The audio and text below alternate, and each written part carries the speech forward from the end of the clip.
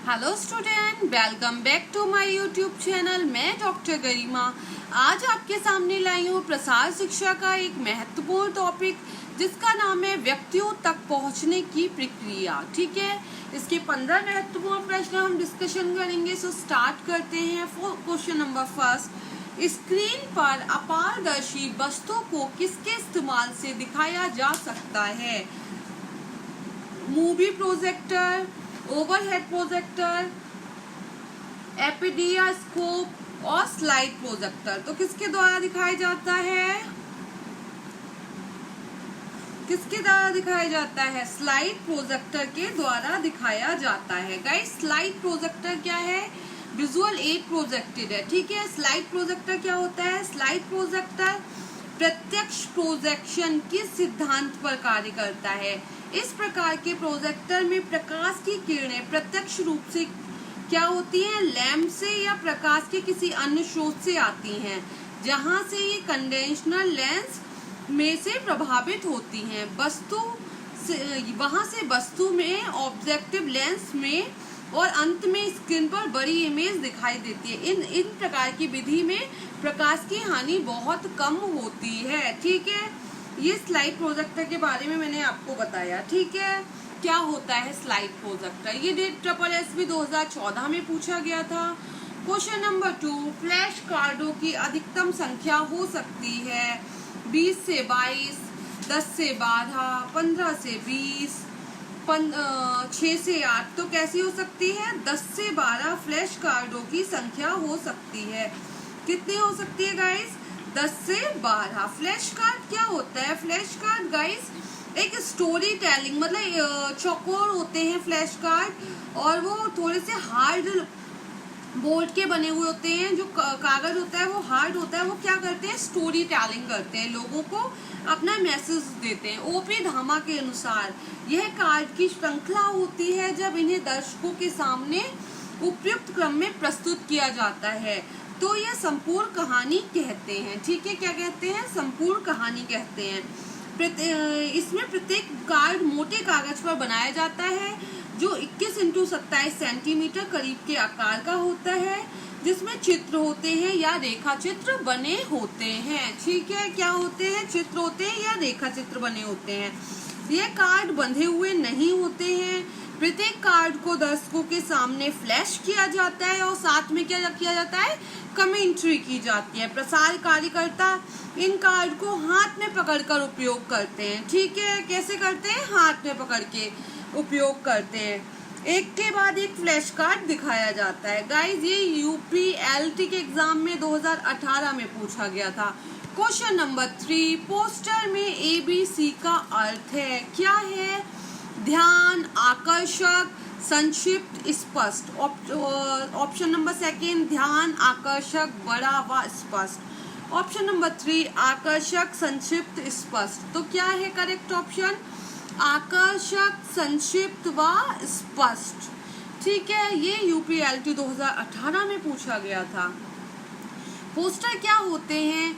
जब बड़े कागज पर कुछ चित्र बनाकर एवं लिखाई द्वारा किसी समस्या पर जनता का ध्यान आकर्षित किया जाता है तो उसे पोस्टर कहते हैं। ठीक है, पोस्टर का जो महत्वपूर्ण ध्यान में रखने वाली बातें होती हैं वो क्या होती हैं? पोस्टर हमेशा उद्देश्यपूर्ण होना चाहिए, जिसमें परिवार कल्याण, टीकाकरण, मतलब ऐसे टॉपिक को दिखाना चाहिए। ठीक है, पोस्टर का आकार हमेशा बड़ा और साफ होना चाहिए। पोस्टर समझने में आसानी हो। पोस्टर आकर्षक रंगों का उपयोग करना चाहिए। ठीक है, पोस्टर जिस समस्या हेतु बना हो उसके बारे में ठीक से प्रदर्शित किया गया हो। ठीक है, और पोस्टर में कम शब्दों एवं अधिक चित्रों का उपयोग करना चाहिए क्योंकि लोग ज्यादा देर तक इनको नहीं पढ़ते हैं। ठीक है, पोस्टर को हमेशा सार्वजनिक और सुरक्षित स्थान पर लगाया जाना चाहिए। साथ ही ऐसे स्थान पर लगाया जाना चाहिए जहां ज्यादा लोग आते हों। ठीक है, पोस्टर के 3 भाग होते हैं: संदेश, आवश्यकता एवं निदान। एक पोस्टर को 15 दिन से ज्यादा नहीं लगाना चाहिए। इसके पश्चात दूसरी इंफॉर्मेशन वाला पोस्टर लगाना चाहिए। पोस्टरों में व्यंग्य चित्रों का उपयोग किया जाना चाहिए। ठीक है, नेक्स्ट क्वेश्चन नंबर 4, निम्न में से कौन सी समूह विधि नहीं है? भाषण, प्रदर्शन, खेत एवं गृह भ्रमण, विचार विमर्श। तो क्या है? समूह विधि पूछ रहा है, तो समूह विधि क्या नहीं है? खेत एवं गृह भ्रमण समूह विधि नहीं है। ये उत्तराखंड के 2015 के एग्जाम में पूछा गया था। क्वेश्चन नंबर 5, निम्न में से कौन सी विधि लोगों में चेतना जागृत के लिए प्रयोग की जाती है? किसके लिए? चेतना जागृत के लिए। तो कौन सा? सेमिनार, प्रदर्शन, अभियान, सामूहिक चर्चा। तो क्या है? अभियान जो है लोगों में चेतना जागृत करने के लिए चलाया जाता है। आजकल आप देखते हुए बहुत सारे अभियान चलते हैं, न्यूज में आता है ये अभियान चल रहा है, तो वो क्या है? लोगों की चेतना जागृत करने के लिए है। ये GIC 2017 में पूछा गया था। क्वेश्चन नंबर 6, निम्नलिखित में से कौन सा गैर प्रक्षेपित दृश्य साधन है? तो कौन सा है? गैर प्रक्षेपित मीन्स होता है non projected.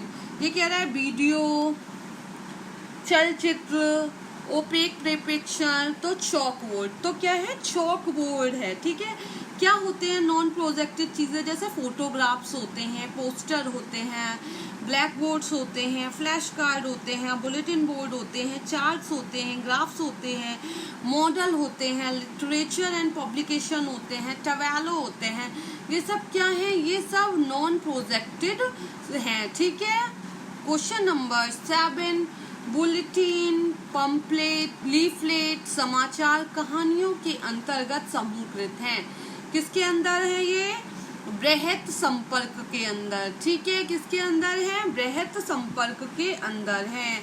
Next question number 8, एक पारदर्शी फ्रेम की हुई तस्वीर जिसमें सकेंद्रित प्रकाश किया गया हो, क्या है वो ऑप्शन? क्या है वो ऑप्शन? वो ऑप्शन है आपका film strip, translate, motion picture. तो क्या है? फिल्म स्लाइड है। ठीक है। क्वेश्चन नंबर 9, बड़े समूह में सूचना संचार की कौन सी विधि का प्रयोग किया जाता है? Television, flash card, pamphlet, folder. तो क्या करेक्ट ऑप्शन है? टेलीविजन। टेलीविजन क्या है? बड़े समूह में। आप देखो फ्लैश कार्ड क्या होता है? गांव में कोई स्टोरी टेलिंग करनी है, छोटे ग्रुप में किसी को स्टोरी टेलिंग करनी है तो फ्लैश कार्ड का यूज किया जाता है। पैम्पलेट भी क्या होता है? एक पर्टिकुलर मतलब जो लोग वहां से निकलेंगे वही या पैम्पलेट घरों में डालते हैं तो उतने ही लोगों तक पहुंचेंगे। फोल्डर्स भी नहीं। तो टेलीविजन जो है वो मास कम्युनिकेशन का एक सोर्स है। ठीक है, जिसमें क्या है? कम्युनिकेशन नहीं, मतलब लोगों तक सूचना पहुंचाने का एक स्रोत है। ठीक है, ये डाइट के प्रवक्ता के एग्जाम 2014-15 में पूछा गया था। क्वेश्चन नंबर 10, एक प्रक्रिया जिसमें 2 या 2 से अधिक लोग अपने विचारों का आदान प्रदान करते हैं वह जाना जाता है। ये कह रहा है आपस में विचारों का आदान प्रदान करना। तो क्या कहला रहा है? प्रसार योजना, कार्यक्रम विस्तार, प्रसार प्रक्रिया, संप्रेषण। तो ये है संप्रेषण।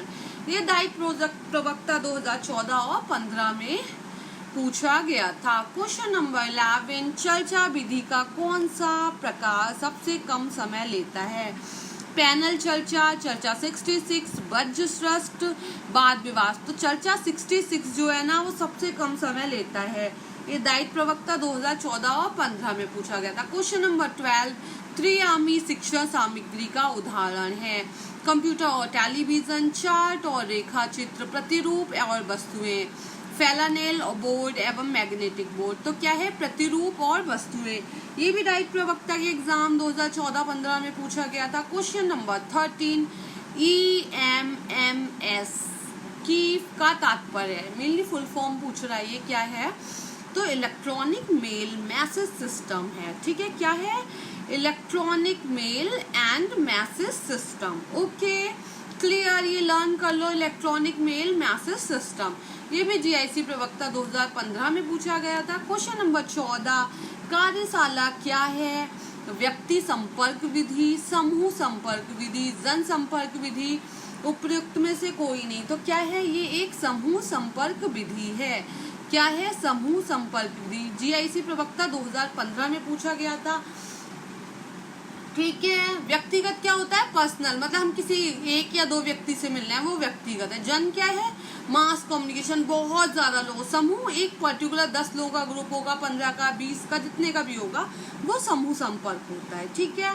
क्वेश्चन नंबर 15, पोस्टर प्रयोग करने का उद्देश्य है, मैंने आपको बताया था क्या है, रुचि जागृत करना, जानकारी पैदा करना, प्रेरित करना, उपयुक्त सभी। तो उपयुक्त सभी, ये जीआईसी प्रवक्ता 2015 में पूछा गया था। गाइज ये थे 15 महत्वपूर्ण प्रश्न एक्सटेंशन एजुकेशन के एक टॉपिक से।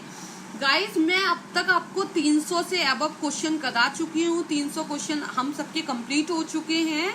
पूरा हम जब 500 पे पहुंचेंगे तो मैं आपको बताऊंगी हम 500 क्वेश्चन क्रॉस कर चुके हैं। गाइज अगर आपको ये वीडियो अच्छा लगा है तो लाइक करें, कमेंट करें, चैनल को सब्सक्राइब करें। Thank you.